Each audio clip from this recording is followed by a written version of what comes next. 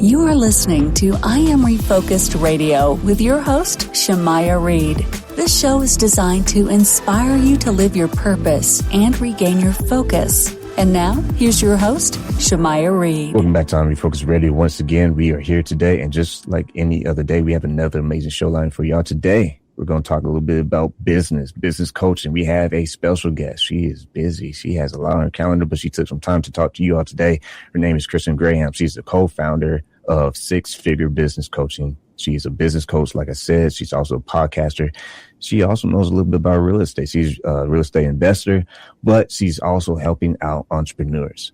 And to cut to the chase, I want to say, first and foremost, Kirsten, thank you for your time being on the show. How are you doing today? I'm doing really well. I'm really excited to be here. Thank you for having me. Yes, ma'am. When you think about how you help entrepreneurs, you're an entrepreneur yourself, kind of explain for our viewers and our audience a little bit about what you do. Sure. As a business coach, I learned really early on that business owners, they primarily know what to do. They just don't have enough hours in the day.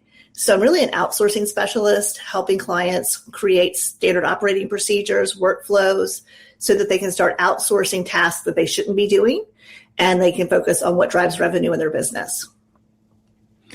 A lot of businesses face this, entrepreneurs. What are some of the biggest mistakes that you see entrepreneurs make when their business is starting to bloom and explode? And what are some of the fixes that you help them, even though it's customized for them? Yeah. So again, as your business grows, you just don't have enough time to do all of the things that you used to do. So maybe you were doing your own bookkeeping and you need to delegate that. Maybe you need to lean into using AI more or create automations so that you're not hands-on with everything. It's really about thinking about what you're doing. Can any of it be eliminated? Can any of it be automated, or could you use AI? And then last, could you delegate it? Could you start to build a team of competent people who could take a lot off your plate so that, again, you can continue to focus on the growth of the business, not feel like you're in the weeds all the time just trying to get everything done. How many times do you see entrepreneurs become a bottleneck in their own company? And so what are some of the solutions that you have to help resolve that? All the time. And I think we all do it to some extent. But, if you hire someone onto your team and then you micromanage them, you're that bottleneck. So it's really about stepping into a leadership role and learning to delegate, have expectations, have clear deadlines, and really let your team know what you expect of them so that you're not the bottleneck. Have a way too, if they request something, that you have a time to get it back to them. So I always think when something hits my email or comes up in the project management software that I need to do, I want to lob it back to them as quickly as possible. But we're always thinking about ways, how can we create a process or a library so that our team can be more independent and need us a lot less. And a lot of people know what a virtual assistant is, but someone maybe just new to entrepreneurship game or just getting started. Explain what is a virtual assistant first foremost, and what is the benefit of having one? Yeah, so some people might think of it as outsourcing or offshoring, but it's hiring someone who is remote. And, after the world shut down back in 2020, more people are used to working remotely. So that became more common. But when we talk about virtual assistants, we're talking about hiring overseas, primarily hiring from countries where the cost of living is 80 to 85% less than it is in the U.S. And that allows especially smaller business owners to be able to actually start to build a team because they can afford it. And virtual assistants, just like, any employee in the U.S., they specialize in different things. Some of them are fantastic at video editing and audio editing and graphic design. Some are fantastic at bookkeeping. Others are great with admin tasks and great follow-up skills. So you're thinking about hiring a person who has very specific skills to do a part of your job for you, so to speak. What separates a great virtual assistant versus someone who just simply is completing a task? Yeah, I think a great virtual assistant is somebody who you integrate as part of your team. That's one thing we really focus on with our clients. Don't think about them as somebody just halfway around the world that you're lobbing tasks at. Think about how do you educate them, train them, and bring them into your team so that they're contributors. They're contributing to the business. And that may be through different ideas that they bring to the table, being able to work independently, being able to improve the SOPs as things evolve and change. So think about them as a really, smart person who has the ability to contribute to the company as a whole. I think that's really the difference in having a great team member versus just having someone that's doing tasks for you. And looking through the lens of training, what should business owners have in place before they even think about having a VA join their team? Yeah, absolutely. Having systems and processes and workflows. We do so many things every single day, and we do them on autopilot, and we forget all of the steps that we're actually taking. So we encourage people to think about the tasks that you're doing and then to start documenting all of the steps. If you want to bring someone on, if you've already documented everything that needs to happen, it's very easy to hand that off to them rather than have them reach out and say, okay, well, I got this far, but what's next? Because you didn't give them all of the steps. You want to think about what passwords do you need to share? What software do they need access to? What hours do you want them to work? How are you going to communicate? Are you going to do that back and forth through email? Are you going to use a project management software like Trello or Asana?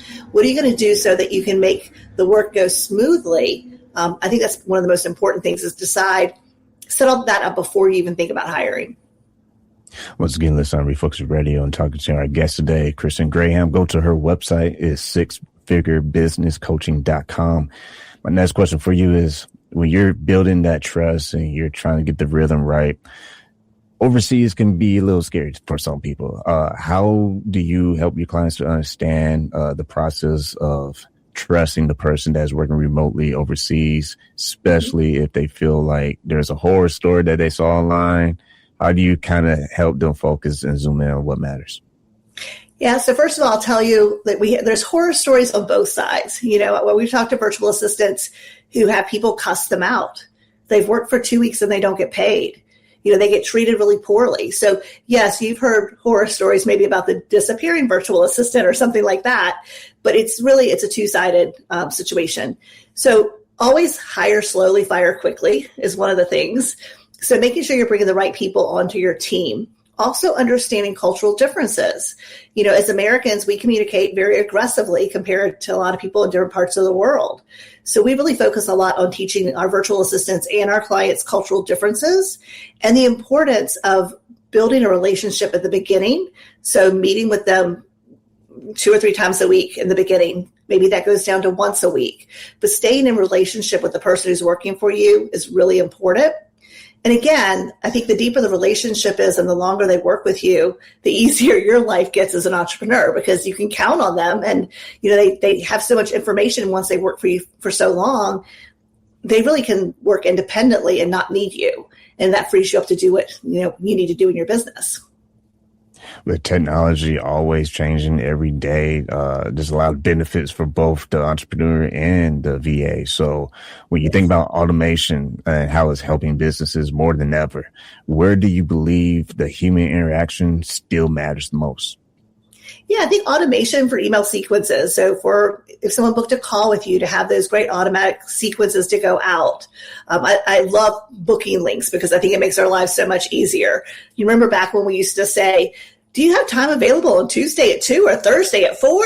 And then you lob emails back and forth for a week before you could set up a meeting. So leaning into technology that eliminates all that back and forth, I think, is huge. But also remember, personally calling your clients or personally reaching out to them through a text so that all of the communication that you have with them isn't, a sequence, something that's going out to everyone. Building real relationships with your clients is equally as important as building real relationships with your virtual assistants. I hate to say this, but everyone knows it's not ever going away. No one's going to stop talking about AI, unfortunately. So we have to kind of touch on this. When you look at technology, how AI is changing the way entrepreneurs are thinking and executing, outsourcing, what do you see are possible risks, and what do you see are some very useful tools that will help them along the way?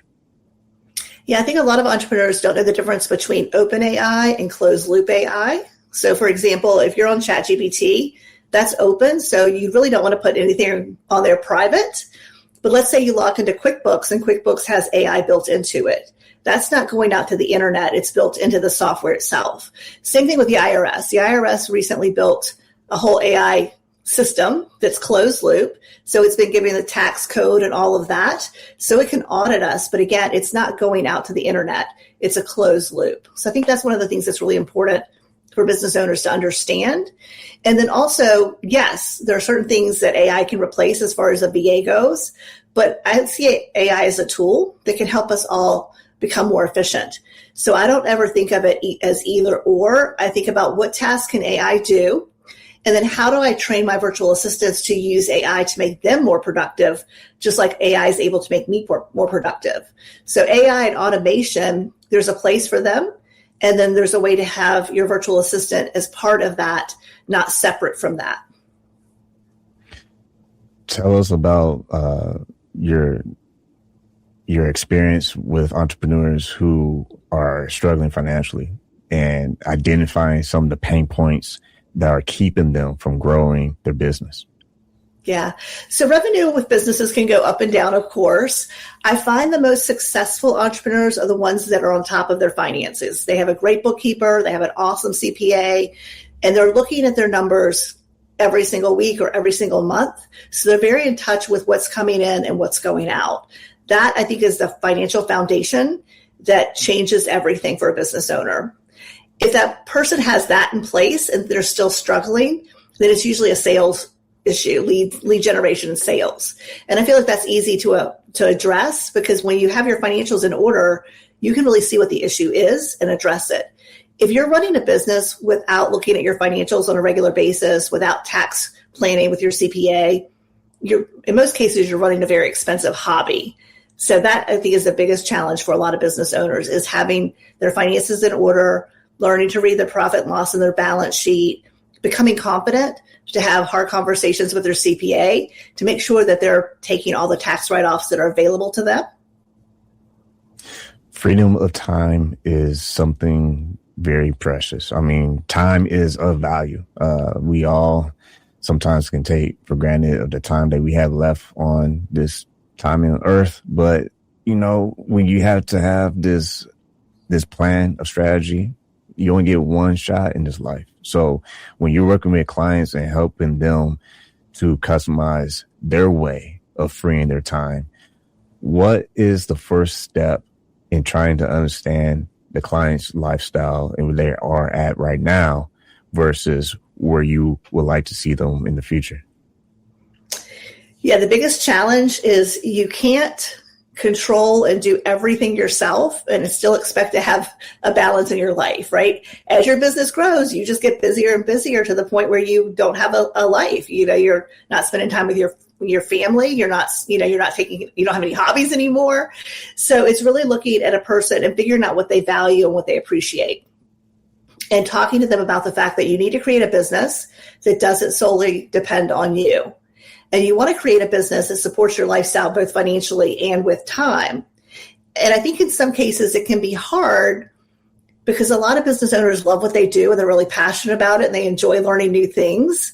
So they will often immerse themselves in the business because they enjoy it so much. The challenge there is if your relationships are gone, or if your health is gone, or if you just become someone who doesn't have any outside interest, eventually you burn yourself out. So talking to our clients about setting up the lifestyle they want. Maybe they just want to work Monday through Thursday, and have Fridays off. Maybe it looks like for some people, it's just taking a Saturday or Sunday off, not working 7 days a week. It depends on where they are in their business. But also really helping them to understand that when you take time off and you recharge your battery, you come back more focused and you come back with, the space to have these great ideas flow to you. Where if you're running 24/7, eventually you burn out, but you're also diminishing return. You're spending all this time and not really being productive. Once again, listen to I Am Refocused Radio. I'm talking to our guest today, Kirsten Graham. Go to her website. It's sixfigurebusinesscoaching.com. When you look at team building and sustainable growth, it goes hand in hand. If people don't understand the vision, it's kind of like we talked about earlier. It's like, okay, what do you want me to do next? How do you help clients understand how they can build a team to be more self-sufficient, have some self-governance, and take accountability with their actions? So I think the first thing is hiring the right people. I thought that there's a book that I think it talks about getting the right person in the seat on the bus, so to speak. But, a lot of our clients, they use our bookkeeping virtual assistants. Maybe they're using them 5 hours a month or 20 hours a month, depending on their business. But hire an expert rather than hiring one person that tries to do everything. Or, for example, hiring someone who's an expert with marketing. Maybe you only need them 20 hours a week. That's great. So realizing you don't have to hire a full-time person, you can hire smaller roles so that you're hiring somebody who's really skilled. We all have unique abilities. And when you hire someone who has a different unique ability than you, like I can do bookkeeping. Am I great at bookkeeping? No, I'm probably actually quite terrible at it. Can I get by with it? Yes. Do I enjoy doing it? No. Am I going to avoid it? Yes. Is it going to get behind? Yes. But if I have a bookkeeper who does that for me, as an example, that's their superpower. They're passionate about it. And when I meet with my bookkeeper, I'm energized because they're so excited about it. I didn't have to do the work. I just have to review my financials and know what's going on. Same thing with, Canva. I don't want to log into Canva and create social media posts. But having a virtual assistant who's creative and passionate about creating social media posts and enjoys social media, I can kind of feed on that energy of their excitement and their passion for their role in the business. So one of the things to realize is that you're bringing people onto your team that have different superpowers than you, and you're really giving them the space to shine because they can do something much better than you can, but always knowing that you're in control of it, right? So you get the yes or no. I love that social media post. I don't really care for that. Change this, please. So it isn't about letting go of control. It's really about bringing people on and letting them shine with what they do best, but also coaching and advising them on how you want things done so you never lose the standards that you've set. For the entrepreneur out there who's working 50, 60 hours and they're saying to themselves, I just don't have the time. I don't have enough money to hire for help. What's your message to them and what they should focus on instead of that right there? Yeah. So let's say our bookkeeping virtual assistants are $9 an hour. Most business owners don't have over $10 a month of bookkeeping. You're talking $90. So I can't afford to outsource is really, I have a really hard time buying it, to be quite honest. It's a mindset thing, right? Or it's a control thing. It's not about the money.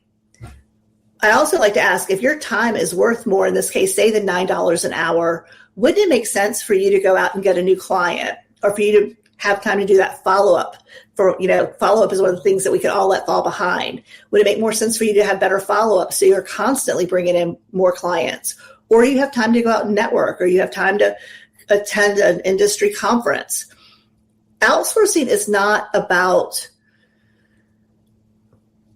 spending money on someone else. It's about investing money to free up your time to do tasks of your own that actually bring in revenue. So it's that trade-off. Should I hand someone this? It takes me 10 hours a month to do my bookkeeping. Should I hand someone this to do for $90? And then what could I do with that 10 hours? How could I change things with that 10 hours? How much more money could I make? And I think that's where it's not really, can I afford it issue? It's changing your mindset. It's what really has to happen. My last question for you before we wrap this up is, you having experience being in the real estate game, what have you learned in that world that has helped you not just mentor your clients or coach them, but give them some words of wisdom and encouragement, so that way, hey, I know it seems like it's impossible, but we stay focused on this goal, we can be in a better spot later down the road? Yeah, so I started in real estate in the late 80s, and I didn't leave the industry until 2013. So I rode out a lot of waves, including 2008. I think what I learned from that is understanding that markets are always shifting and changing. Cash flow is king. Making sure you have money in the bank is so important if things turn down, and really running your business like a business. I talk a lot about the financial stability and getting ahead of the curve if the economy is shifting. Where can you cut costs? Where can you increase revenue? Do you need to bring on a different offer? I think I really learned that from real estate and riding the different markets throughout those years. Well, once again, you've been listening to Refocused Radio and watching us online, talking to our guest for today, Kirsten Graham. Go to her website. It's sixfigurebusinesscoaching.com. And I lied. I said I had the last question, but I'm going to ask you this question. You have a podcast. You do your own little thing too. So tell us a little bit about that. How can people tune in? Sure. We have Six Figure Business Mastery podcast, and we interview business owners. Each episode is about 20 minutes. So whether we're talking about running Facebook ads, or we had a great economist on the other day. So we're really just spending time trying to bring great value and information in bite-sized chunks for entrepreneurs, very much like what you're doing here. And I appreciate that. But we are launching a new podcast in September called Hiring a Virtual Assistant. So Hiring a Virtual Assistant will launch mid-September, where we're going to talk about all the things we've learned over the past 19 years, the good, the bad, the ugly, about outsourcing, and really try to empower more people to build their teams so that they can build the lives that they want. Thank you, Brad. I love that idea. I think that's an excellent idea. Dang. Okay. That's a great thing, man, because I think so many people are joining the podcast game, and I love that. But those who are joining with intentions of trying to solve problems and trying to do something not just to, say you got one. Yeah, we need shows like that. So I appreciate you not just educating our audience, our viewers, but giving us a little exclusive inside scoop on what you're doing. So I appreciate that. Hopefully we can probably have you on in the future. But until then, what's your last words of encouragement you want to give to our audience? Well, first of all, I want to thank you for having me. And I get so excited about both of our podcasts, the new one coming up, and I really thank you for letting me share that. I think for most entrepreneurs, you started your business because you love what you do, and you ended up wearing a lot of hats. Some of those hats you didn't even know existed when you started your business, but realize you're not alone. There are great resources like this podcast and our podcast that can really help you learn skills you may not have.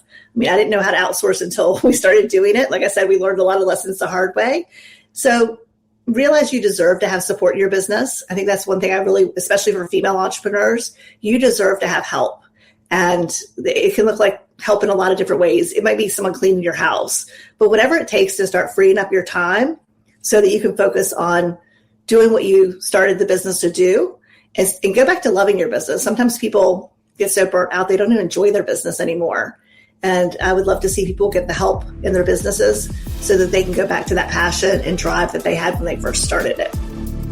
Well, we appreciate you sharing this great information with our audience, our viewers. Make sure y'all go to the website, save it, bookmark it, sixfigurebusinesscoaching.com. We're talking to our guest today, Kirsten Graham. Like always, I want to say thank you for your time. Thank you.